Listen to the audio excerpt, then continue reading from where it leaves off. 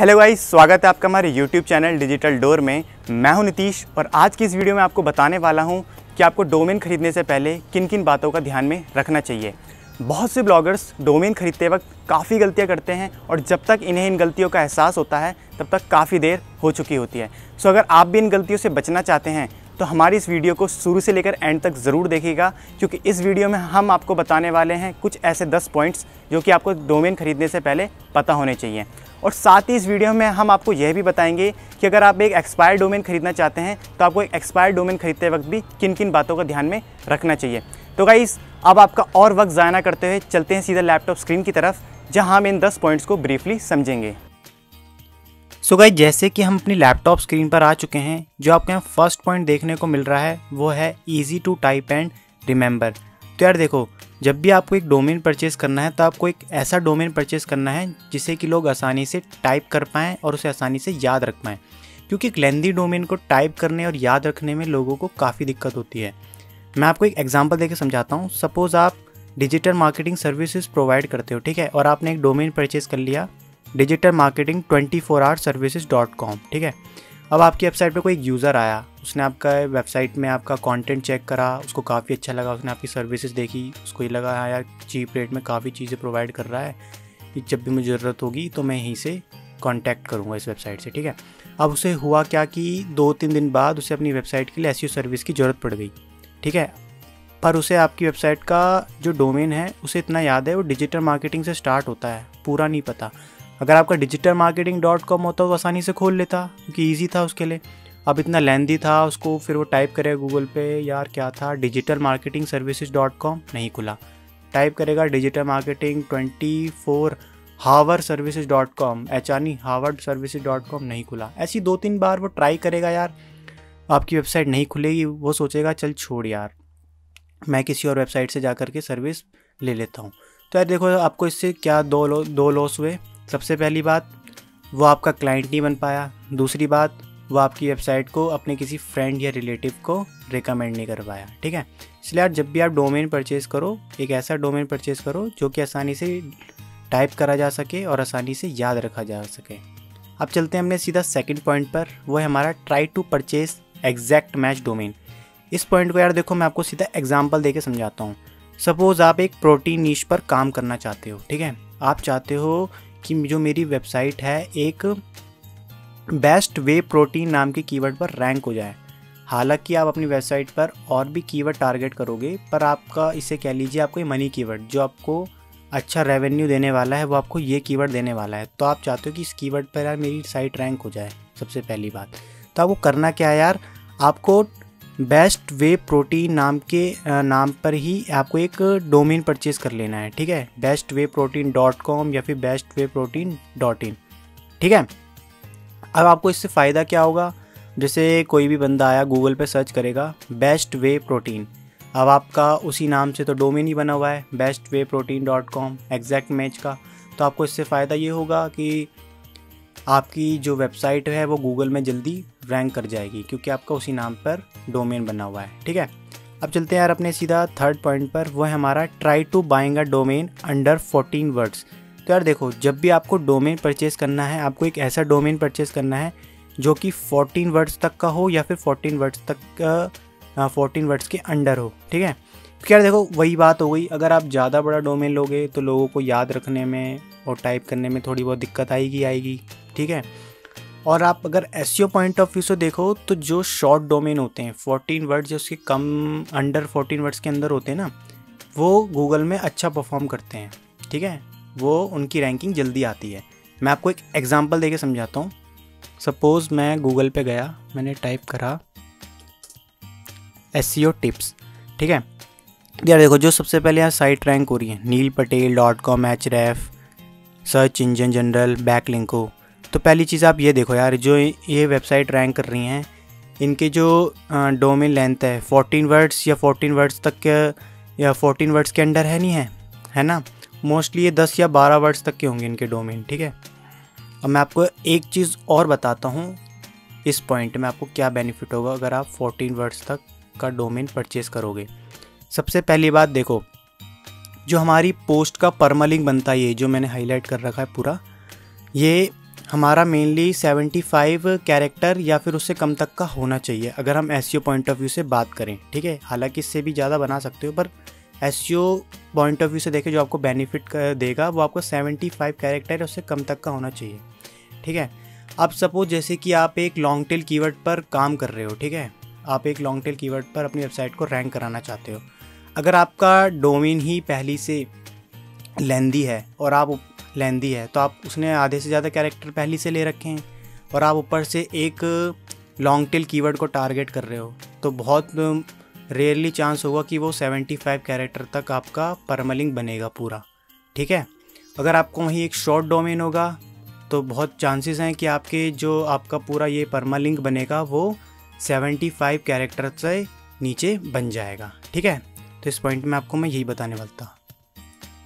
तो गाइस चलते हैं अपने फोर्थ पॉइंट की तरफ, जो कि है don't use trademark term in domain name. तो यार देखो, आपको कोई भी एक ऐसा डोमेन परचेज नहीं करना है जिसमें कि कोई एक ट्रेडमार्क टर्म आ रही हो। अब एग्जांपल है प्यूमा, नाइकी, गो डैडी, ठीक है।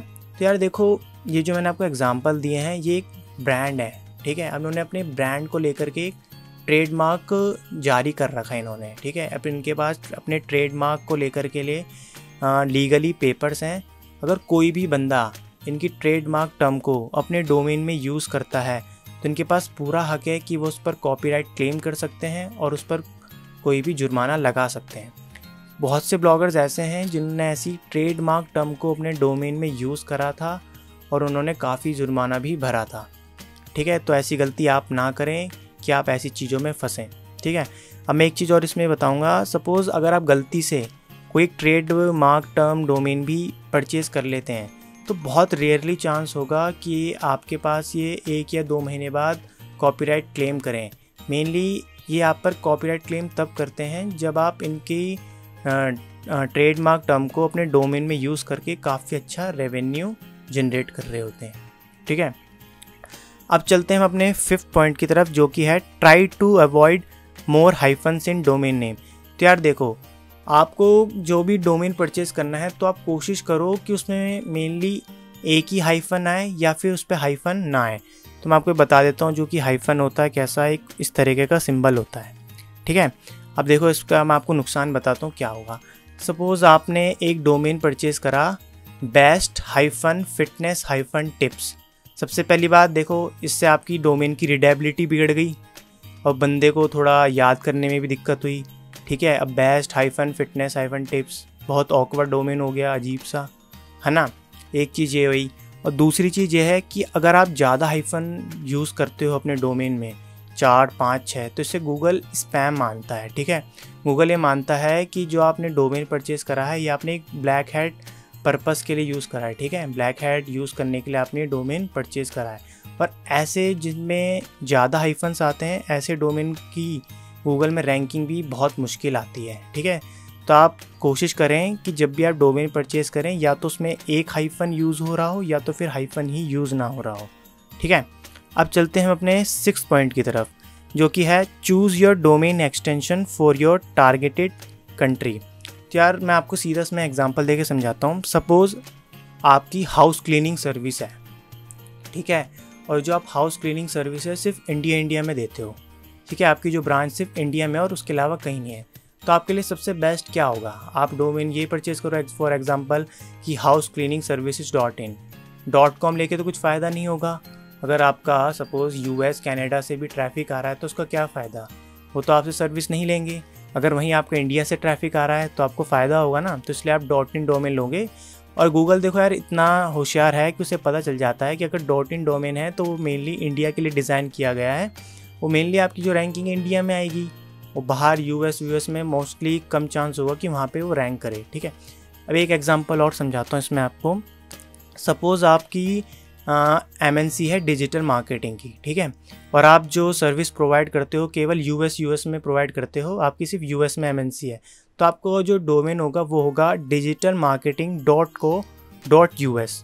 जो US की जो डोमेन एक्सटेंशन है वो US होता है ना, तो आपका जो होगा .us होगा। तो इससे देखो अब क्या फ़ायदा होगा, आप गूगल को पता चल गया जो आपका डोमेन है एक स्पेसिफिक सिर्फ US के लिए है, या आपने सिर्फ यूएस के लिए डिज़ाइन करा है, जो अपनी वेबसाइट डिज़ाइन की सिर्फ यूएस के लोगों के लिए करिए, तो इससे क्या होगा कि जो आपकी वेबसाइट है सिर्फ यूएस में रैंक करेगी, जो आपको ट्रैफिक आएगा वो भी एक टारगेटेड ट्रैफिक आएगा आपको, ठीक है। इससे आपको ये फ़ायदा होएगा।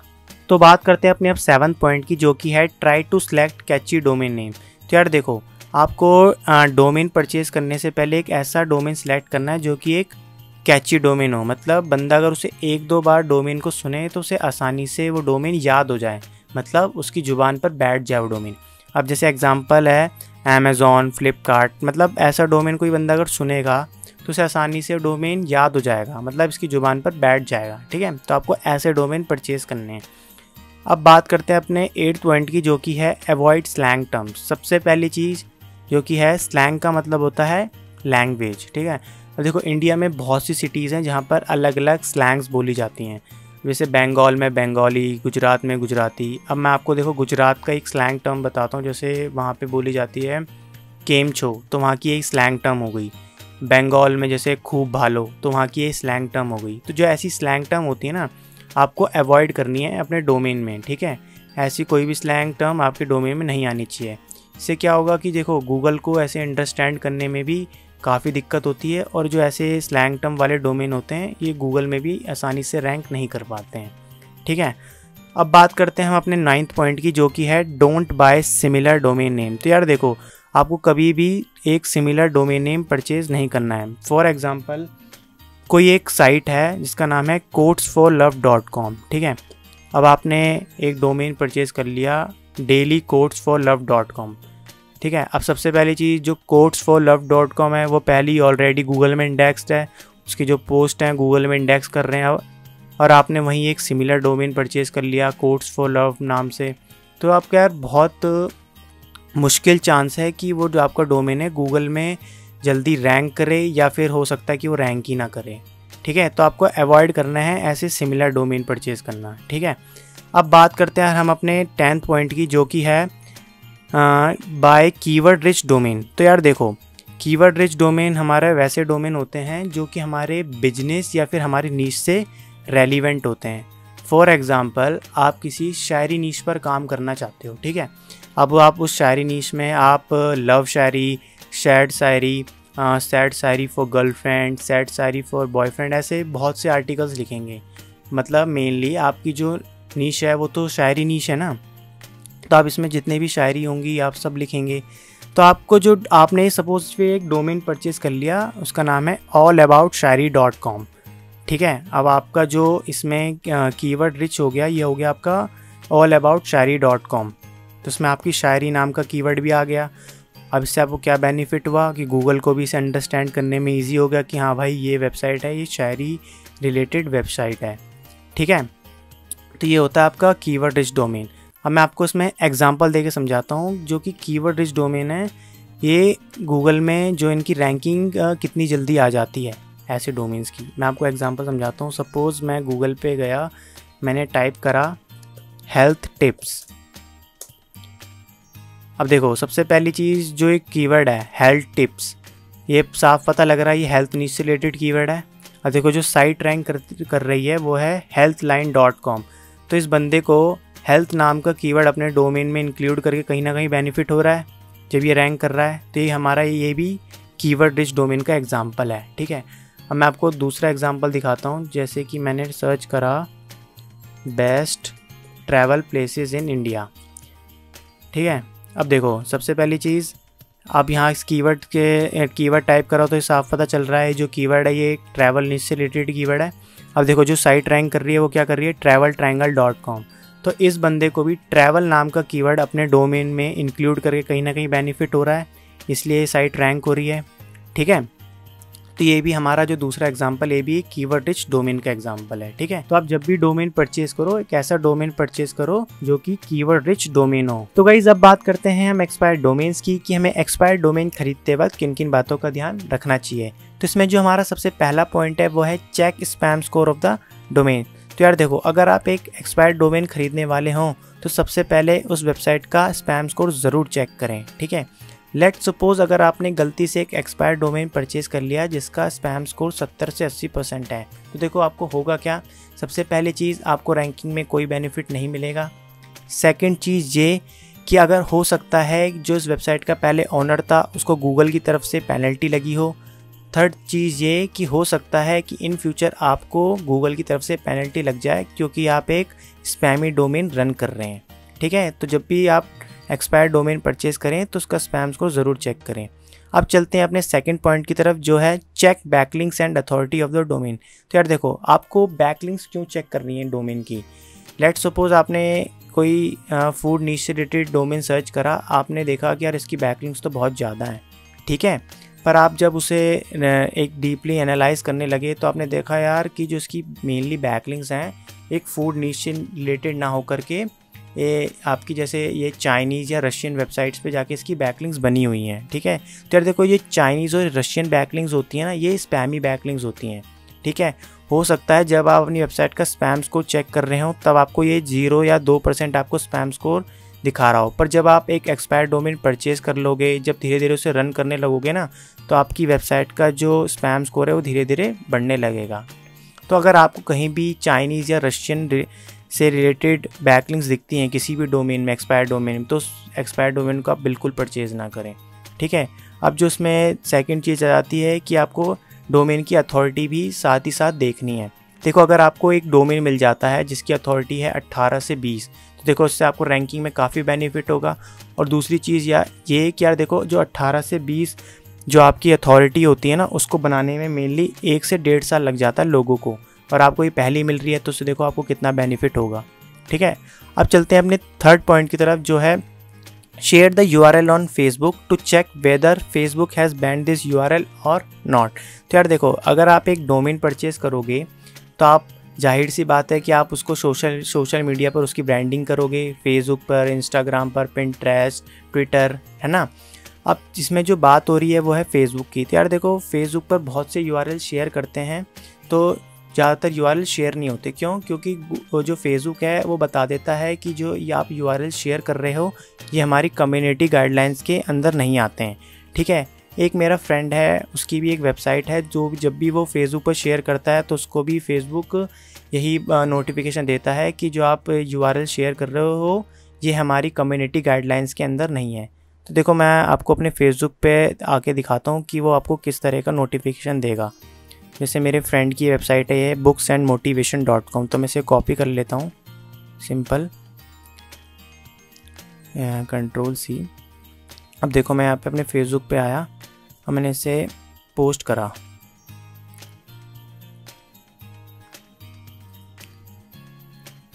ये देखो, फेसबुक ने नोटिफिकेशन दे दिया, your post could not be shared because this link goes against our community standards. ठीक है, तो अगर यार देखो आपको भी इसी तरह का नोटिफिकेशन दे रहा है जब आप कोई एक्सपायर्ड डोमेन फेसबुक पर शेयर कर रहे हो, तो यार ऐसा डोमेन आप बिल्कुल भी परचेज़ मत करना।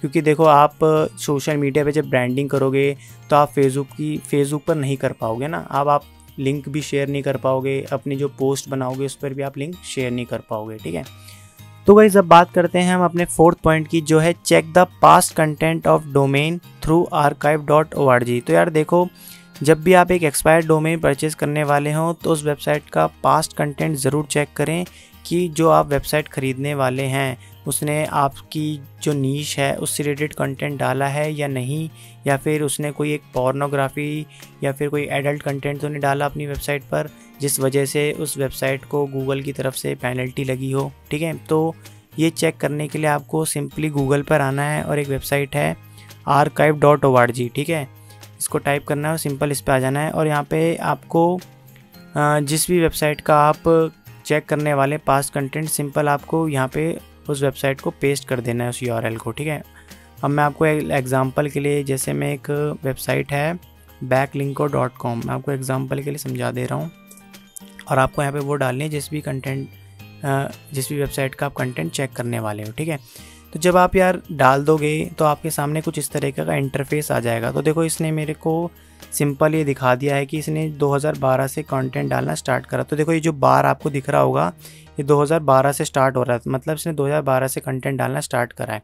तो जब भी आप अपनी एक्सपायर्ड डोमेन को डालोगे तो आपको भी यहाँ दिखा देगा जहाँ से बार स्टार्ट हो रहा होगा, इसका मतलब है कि इस सन से उसने कंटेंट डालना अपनी वेबसाइट पे स्टार्ट करा है। ठीक है, तो लेट सपोज मैं देखना चाहता हूँ कि इसने 2014 में कैसा कंटेंट डाला है अपनी वेबसाइट पे। मैं देखना चाहता हूँ कि मार्च 7 को क्या कंटेंट इसने पब्लिश करा था। ठीक है, ये एक स्नैपशॉट है जो इस वेबसाइट ने ले रखा है archive.org ने। अब मैं सिंपल इसे क्लिक कर रहा है, अभी लोड हो रही है।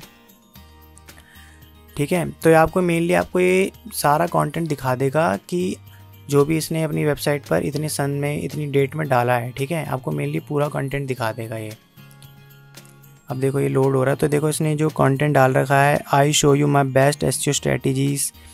तो देखो इसने जो मेनली कंटेंट डाला है ये देखो एसईओ से रिलेटेड कंटेंट डाला। ये मेनली बंदा जो है एसईओ से रिलेटेड ही लिखता है, और अगर मैं इस वेबसाइट को परचेज़ भी करता तो मेनली मैं एसईओ पर्पस के लिए ही परचेज़ करता इस वेबसाइट को। ठीक है, तो ये मतलब मैं ऐसी इसके 2-4 और स्निपेट जो इसने इस वेबसाइट ने archive.org ने लिए होंगे, ऐसे मैं चेक करूँगा, हर सन में चेक करूँगा।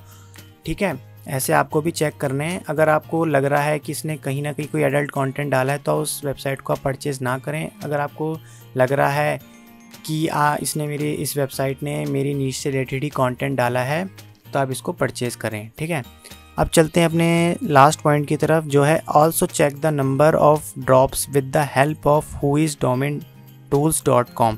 तो यार देखो, आप एक ऐसा डोमेन परचेज़ ना करें जिसकी नंबर ऑफ ड्रॉप्स ज़्यादा हो, मतलब कि लोगों ने उसे ज़्यादा ख़रीदा हो और उसको फिर छोड़ दिया हो। अगर उसके नंबर ऑफ ड्रॉप्स 2 या 3 हैं तो आप उस डोमेन को परचेज़ कर सकते हैं, लेकिन अगर उसके नंबर ऑफ़ ड्रॉप्स 8 या 9 हैं तो ऐसे डोमेन को आप परचेज़ ना करें, क्योंकि हो सकता है कि ऐसे डोमेन को जो लोग हैं उन्होंने ब्लैक हैट एसईओ पर्पस के लिए परचेज़ करा हो और जब उन पे पेनल्टी लग गई हो तो उन्होंने उस डोमेन को ड्रॉप कर दिया हो। ठीक है, तो आपको नंबर ऑफ़ ड्रॉप चेक करने के लिए वेबसाइट है whois.domaintools.com। ठीक है, मैं सिंपली इसको यहाँ से कॉपी कर लेता हूँ और मैं आपको बताता हूँ कि आपको कैसे पता चलेगा। अब जैसे मैं एक बार एक्सपायर्ड डोमेन्स पे चले जाता हूँ, मैं एक बार चेक कर लेता हूँ। सपोज़ मेरे को कोई फूड नीश से रिलेटेड डोमेन चेक करना है। ठीक है, अब मैं यहाँ पे गया, मैंने लिखा food.com, तो यहाँ पे एक डोमेन आया fooddeliver.com। तो मैं इसे परचेज़ करना चाहता हूँ, मैं एक बार देखना चाहता हूँ कि इसकी नंबर ऑफ़ ड्रॉप्स कितने हैं। ठीक है, तो मैं सिंपली गया, मैंने इसे यहाँ पे एंटर करा, और आपको जो भी आप एक्सपायर्ड डोमेन परचेज़ करना चाहते हो आप सिंपली आप उसको यहाँ पे टाइप करना। तो देखो आपको यहाँ पर ये रजिस्ट्रार हिस्ट्री में दिखा देगा इसके नंबर ऑफ़ ड्रॉप। तो देखो इसके नंबर ऑफ़ ड्रॉप 2 हैं, तो ठीक है मेरे लिए डोमेन ठीक है, इसके नंबर ऑफ़ ड्रॉप 2 हैं तो मैं इस डोमेन को परचेज़ कर सकता हूँ। अगर इसकी यहीं नंबर ऑफ़ ड्रॉप 8 या 9 होते तो मेरे लिए डोमेन परचेज़ करना मेरे लिए ठीक नहीं रहता। ठीक है, तो गाइस ये थे हमारे कुछ पॉइंट्स जो कि हमें एक्सपायर्ड डोमेन परचेज़ करने से पहले पता होने चाहिए। गाइस आशा करता हूँ कि आपको हमारी वीडियो पसंद आई होगी। अगर आपको हमारी वीडियो पसंद आई है तो इस वीडियो को लाइक शेयर ज़रूर करें, और आपके मन में जो भी डाउट्स हैं हमें कमेंट करके ज़रूर बताएं।